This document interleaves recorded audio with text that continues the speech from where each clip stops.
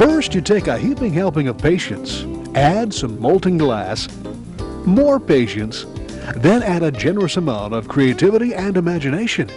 A touch more patience steeped with ingenuity, along with patience, practice, and perseverance, and more patience.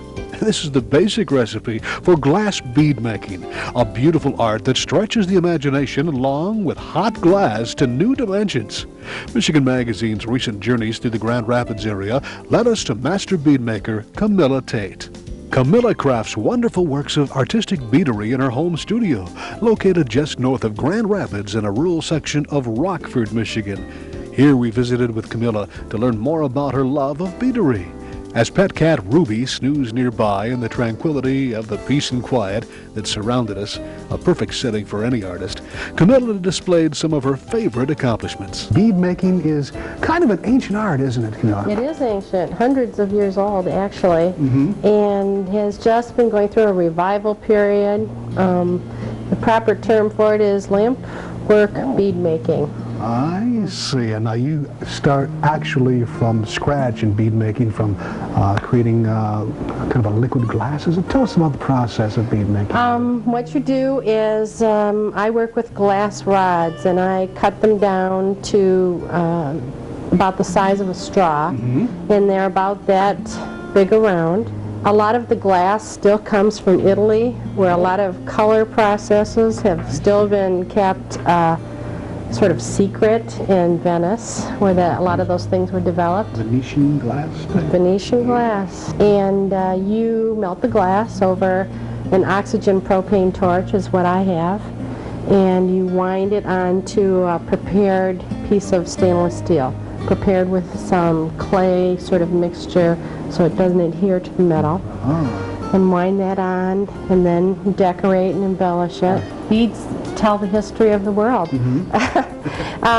Beads tell all about how people have developed technologically, and there's always been a need for people to decorate themselves, so to speak. And even in ancient cultures, you know, starting off with shells, all the way up to the kind of things we have today. People want to give valuable things that are beautiful, I guess, or have them on themselves. I've always been interested in beads since the 60s, let's say, and sort of been a bead collector. And we even lived in the Middle East for a while, and my bead collecting sort of went berserk because I knew I wasn't going to be there very long, and I started buying more beads, and then you have to put those together. And then when I found out that you could make beads, well, that was it. I was captured immediately. I had to learn this. And there are many who are interested and actively organizing bead shows, isn't there? Bead shows, the Glass Bead Maker Society. There's many bead makers in Michigan. I don't think that they're a big organized group in Michigan so far. But there's a few of us around.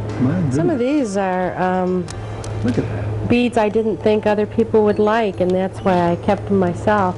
Surprisingly, everybody wants these.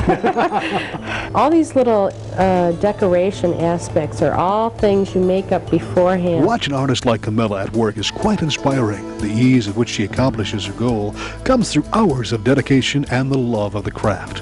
Camilla was kind enough to give me my first lesson in the art of beadery, and it was soon apparent just how dedicated she must be to get the results she does. Okay, now what you need to do is pass this through the flame.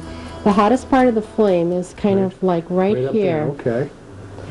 You can see how that's a little hard on the arms after a whole evening. Yeah. Do I turn it at all? Or just you can actually just passing it through now to warm it. I see, okay. And when we start to see it bright yellow like that, we're pretty much ready.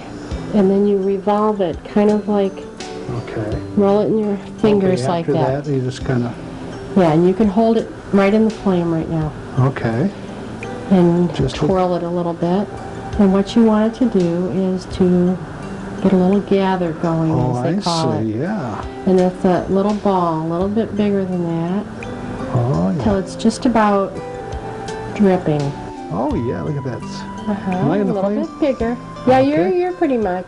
Okay. But actually, there is something to knowing where the flame is, because Yeah. a lot of times in the middle of making a large bead, you kind of have to hold it. If you hold it out of the flame too long, it will crack right off I the. see. So you have to know where is behind the flame, in front of. Right. All right, you could get that a little bit bigger, but now with your left hand, a lot of ambidextrous movement needed Yeah, here. yeah. Now first warm this Okay. till it Oh, glows yeah, a little bit. two things at once. Yeah, and warm it in the right in Okay, the right middle in the there middle. where you're going to put it. Okay. Turn that, twirl that a little bit, your mandrel. Oh, okay. Right. Okay, all right. Now, touch the glass to the mandrel Okay. and twirl the mandrel. Oh, okay. Oh man, are you an Can I do it? artist? No. Okay, now you'll see it starts to get stiff. Oh yeah, yeah, Okay.